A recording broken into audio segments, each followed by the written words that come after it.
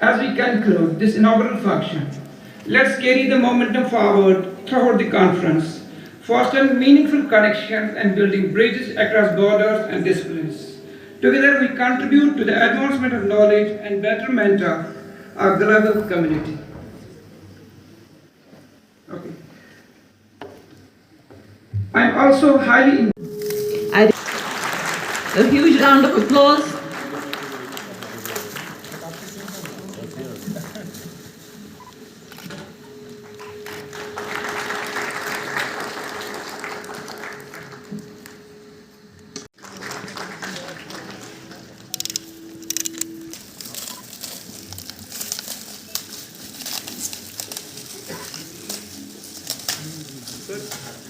Facts of the research papers that will be presented during these 2 days.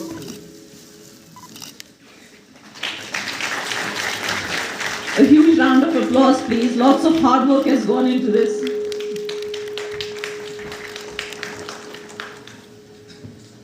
Thank you very much.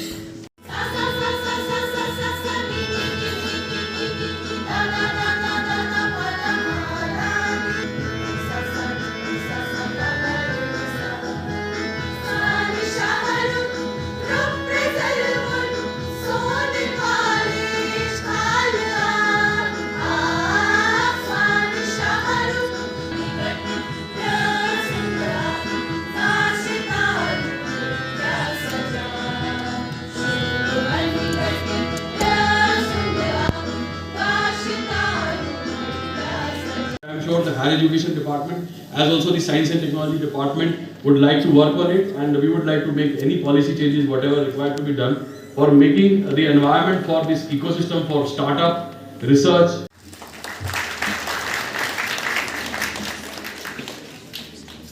Now we would like to present a tribute to Shri Saurabh Bhagat.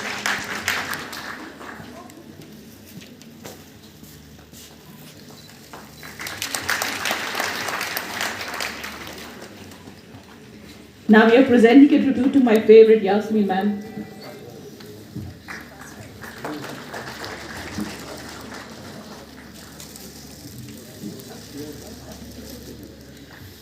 And we have a floral tribute for Professor Sheikh Ejaz, the chief principal, nodal principal.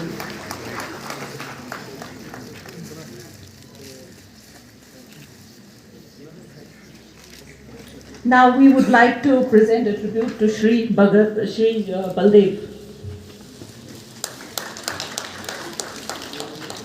Thank you so much, sir, for your kindness and generosity. Women's college M A road ने ये 2 day international conference organise की है on multi disciplinary research and innovation. See basically national education policy 2020 talks about integration. तो पहले हम silos में academically काम करते थे, अलग अलग करिकुलम होता था, स्टूडेंट लाइक स्पेशलाइज करता था, फिज़िक्स वाला स्टूडेंट आगे पीछे किसी सब्जेक्ट की तरफ उसका ध्यान नहीं होता था. अब हम करिकुलम को पूरा इंटीग्रेट कर रहे हैं कि फ़िज़िक्स का स्टूडेंट म्यूज़िक भी पढ़ रहा है, फ़िलासफ़ी भी पढ़ रहा है, सोशियोलॉजी भी पढ़ रहा है. So basically it's like making students socially productive individuals in the society. और जब हम जैसे मैंने बात की, अगर टेक्नोलॉजी की इंटीग्रेशन नहीं होगी, एग्रीकल्चर में देखिए टेक्नोलॉजी नहीं होगी, तो हम पुराने तरीके से आगे प्रोग्रेस करेंगे. एकेडमिक्स में आप देखिए नेशनल एजुकेशन पॉलिसी 40% कोर्सेज जो है वो स्टूडेंट को ऑप्शन देता है कि मूक्स के ऑनलाइन करो.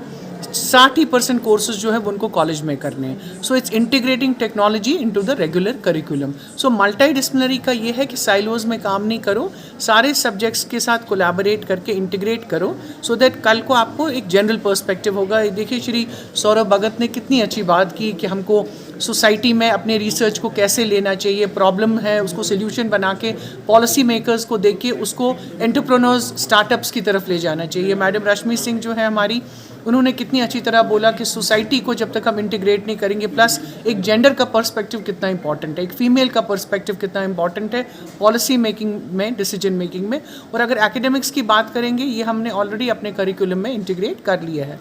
और इस कॉलेज में लास्ट ईयर एक रिसर्च लैब हमारे वर्दी प्रिंसिपल सेक्रेटरी श्री आलोक कुमार ने इनॉग्रेट की, जिसमें हम सारे सब्जेक्ट्स का जॉइंट कोलैबोरेशन करके प्रोजेक्ट करता है। हिस्ट्री स्टूडेंट जो है, आपने प्रोफेसर जॉन को सुना जो कीनोट स्पीकर था यूएस से, उन्होंने क्या कहा कि हिस्ट्री में जेंडर पर्सपेक्टिव कितना इंपॉर्टेंट है। कोई भी स्पेशलाइजेशन हो, कोई भी एकेडमिक प्रोग्राम हो, उसको मल्टी डिसिप्लिनरी बना के उसको आगे लेना है। और research innovation department of higher education जो है वो काफ़ी फंडिंग दे रहा है to create robust research ecosystem in our colleges. और जो काफ़ी कॉलेजेस में रिसर्च सेंटर्स बन गए हैं जहाँ कोलैबोरेटिव रिसर्च हो रहा है। और फोकस हमारा है कि हम पेटेंट्स जनरेट करें, ये नहीं कि सिर्फ पब्लिकेशंस करें और अपना हाई इम्पैक्ट फैक्टर देखें, वो रिसर्च करें जो कल को सोसाइटी में प्रोडक्टिव होगा।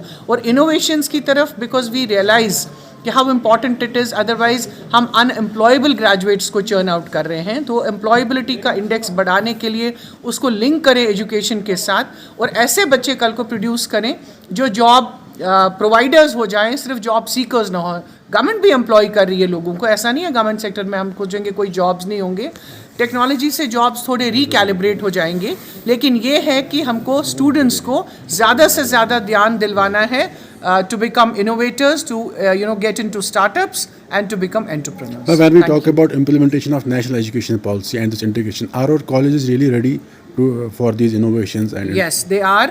I have to tell in terms you of infrastructure, I'm telling yes, I will tell you. We have right now we have 140 colleges. We have 90 140 across UT of Jammu and Kashmir. 90 are established colleges. We agree कि जो 50 नए colleges बने हैं उसमें हर एक college में अभी कहीं कॉलेजेस में लैंड इश्यूज़ हैं, कहीं कॉलेजेस में परमानेंट बिल्डिंग्स नहीं बनी हैं। So we realise that. But ये जो है 3+1 ये सब जगह हमने इंट्रोड्यूस किया है, लेकिन इसमें स्टूडेंट्स को चॉइस है। 3 साल के बाद बच्चा एग्जिट ले सकता है। सो हम उन्हीं कॉलेजेस में 4th ईयर का ज़्यादा फोकस करेंगे जहां हमारे पास एस्टैब्लिश रिसर्च लैब्स होंगी, स्टूडेंट्स को कोई दिक्कत नहीं होगी। ये तो फ्लेक्सिबल प्रोग्राम है, एंट्री एग्जिट है, 1 साल के बाद भी बच्चा एग्जिट ले सकता है। लेकिन जो हमारे 50 नए कॉलेजेस है उसमें फोकस है इस वक्त। कल ही स्क्रीनिंग कमेटी की मीटिंग हो गई कि उनमें इमिजिएटली हम परमानेंट कैंपसेस क्रिएट।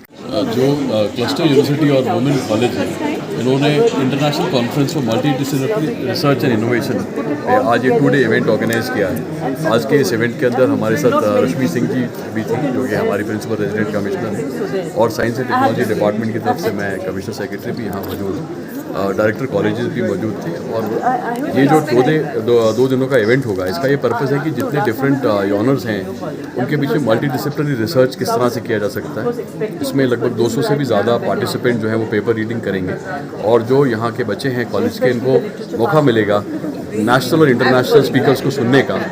और जिस तरह से आपको पता है कि न्यू एजुकेशन पॉलिसी के तहत जो डिफरेंट टाइप के जो सब्जेक्ट्स हैं उन पर मल्टी डिसिप्लिनरी रिसर्च के ऊपर एम्फेसिस गवर्नमेंट का है, तो उसको ध्यान में रखते हुए ये सब बच्चों के लिए एक बहुत अच्छा इवेंट रहेगा। ये प्योरली एक एकेडमिक इवेंट है।